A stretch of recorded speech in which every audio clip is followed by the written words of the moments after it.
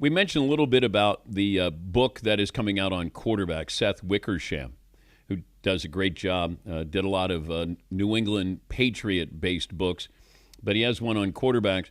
And there is an excerpt in there attributed to Caleb Williams and his dad, where his dad's talking about he didn't want his son to go to Chicago. That's where quarterbacks die. Now, this came out a couple of days ago, and this might be the first time Caleb Williams got in front of the media with OTAs, and he had this to say about that quote. Through all of, what was, going on, through all of what happened in, last year and previous years, I think that was enticing. I think that was something that was glaring to me that, I wanted to come here and, be the guy and be a part and be a reason on why, Chicago Bears turned this thing around. So that last thing that was said and all of that, I think was the most important thing, is that I wanted to be here, that I love being here. I love my teammates. I love all the people that got me here. All right, so that's Caleb Williams. The book is American Kings, a biography of the quarterback, Seth Wickersham of the Mothership. He describes how Caleb's dad, Carl Williams, asked attorneys to find some way to work around the NFL's collective bargaining agreement, exploring signing with the United Football League, and considered publicly ripping Chicago and the Bears just to make sure they didn't draft him. And he says in the book, Chicago is a place quarterbacks go to die. Now, the quote used to be attributed to wide receivers with Chicago. Chicago is where receivers go to die. But here, and the reason why they may have gone to die is that Chicago hasn't had great quarterbacks. Have they had a 4,000-yard passer in their history, Paulie? Never. The answer is no. You had Jim McMahon, but, Jim was a wonderful college quarterback, and, they ended up winning a Super Bowl. Perhaps you've heard the Bears won a Super Bowl. Haven't dined out on that for a long time. But, they were always defense and running the football. It wasn't where they featured wide receivers and quarterbacks. So I don't know if this is where quarterbacks go to die. This starts in the front office. Who's doing the drafting here? I mean, they haven't drafted. I mean, they reached for Trubisky. He kind of was a good quarterback, but not a franchise quarterback. Who do you have? Give me all the great quarterbacks who played in Chicago. So is that because they walk in? So Patrick Mahomes all of a sudden put on a Bears uniform. Is he not any good? And the answer, that's silly. Of course he is. It's what kind of front office do you have? Who's drafting these players? Not to mention the other players that you have on the roster. Caleb Williams will be fine this year. And they have a really good offensive-minded head coach, and they started to fill out that roster. Now, he needs to make quicker decisions, not hold on to the ball, don't get sacked 60 times, and they should be a playoff-caliber team. But if you look at the list of great quarterbacks they've had, they go to die there, but they weren't meant to live long to begin with, and the wide receivers as well. Now, you don't want to go to Chicago if you're a receiver because you're not going to play for a good quarterback. Head coaching has been in a state of flux for a long time there. So what kind of stability do you have? And I think that, it's a cheap organization, start at the top. I mean, there's a lot here. But I don't believe that if, put Joe Burrow in Chicago, you're going to tell me he's not any good? That's silly. He would be good. Yes, Paulie. It is interesting, your angle on this, that you're kind of somewhat defending the Bears franchise and their history and more blaming it on picking the wrong players, because a lot of people think that are almost understanding of Caleb Williams' father being hesitant to want his son going there because of their history without assigning blame to anybody. Yes. But I look at the front office here. They're the ones who were drafting these quarterbacks. Paulie, give me an idea. Give the audience an idea. When you run down, I'm just saying Pro Bowl quarterbacks. Oh, Pro Bowl. I mean, only alternates. Like Mitch Trubisky was a Pro Bowl alternate. Eric Kramer was a Pro Bowl alternate. Kramer's, stat-wise, the greatest single-season passer in Bears history, and he's kind of a journeyman.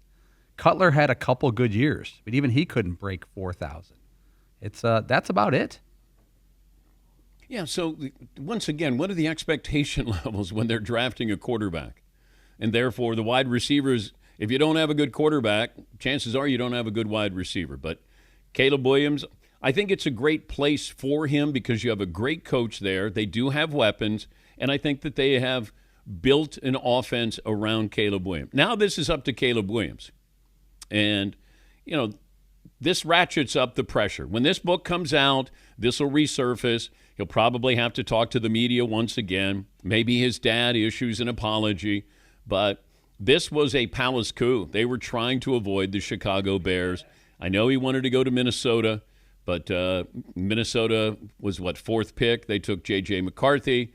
The Bears wanted this guy, and they got him. So I don't know if the story progresses from here. Yes, it's a weird spot to be in to defend the Bears as an organization while also saying, "Hey, they just draft poorly."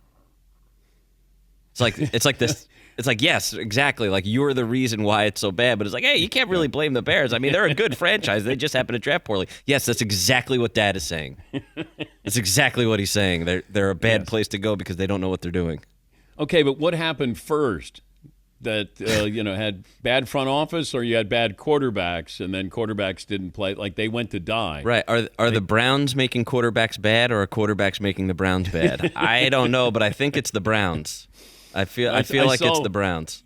I saw where Joe Flacco, he's like, I'm not here to be a mentor to these kids. They're probably asking him to buy them beer.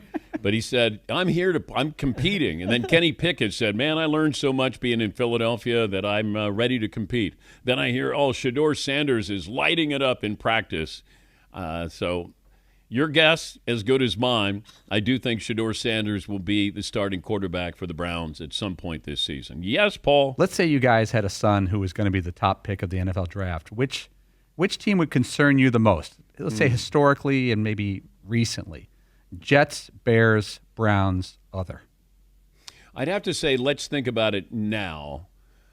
Although I always look at the top, and the Jets' ownership is terrible, and I think it trickles down from there because if you're not a good owner, you're not making good decisions, or you get involved in decisions, you don't trust the people you have in place. I don't think it's an accident that the Jets are habitually bad. The Browns, I don't trust that organization, ownership either. Sometimes you can have the right people in place, but then the people above them don't let them do their job, and therefore they're, kind of restricted. The Raiders with Mark Davis, that's always something to keep an eye on because you're not quite sure. Now that you have Tom Brady in there, maybe it's a different feel in the building. But let's see. So you had Browns, and you had the Jets. Who else? The Bears. Bears in there? Well, that would concern you. I would say, with Ben Johnson being hired from the Lions, it kind of is like a current cleanup. But their history is not great.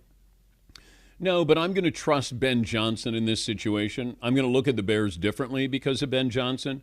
And maybe Aaron Glenn is a taskmaster with the Jets and turns them around a little bit. Kevin Stefanski, might be on a make-or-break year with that team, which might not be fair to him, but you usually get, 3-4 years. But he's got a quarterback situation that is not good right now. What other team? Would Carolina be in there? I don't trust that ownership there. Yes, Fritzy. What direction are the Arizona Cardinals going in these days? Post the Steelers Super Bowl, what's really going on with the Cardinals? We keep waiting for them. We keep, Marvin Harrison Jr. the third, and Kyler Murray, and this is the year. And a couple of years ago, didn't they start out through the first 9 games that they were really good? And then all of a sudden it just tailed off, but. I'd put Arizona probably under that umbrella. Yeah, probably.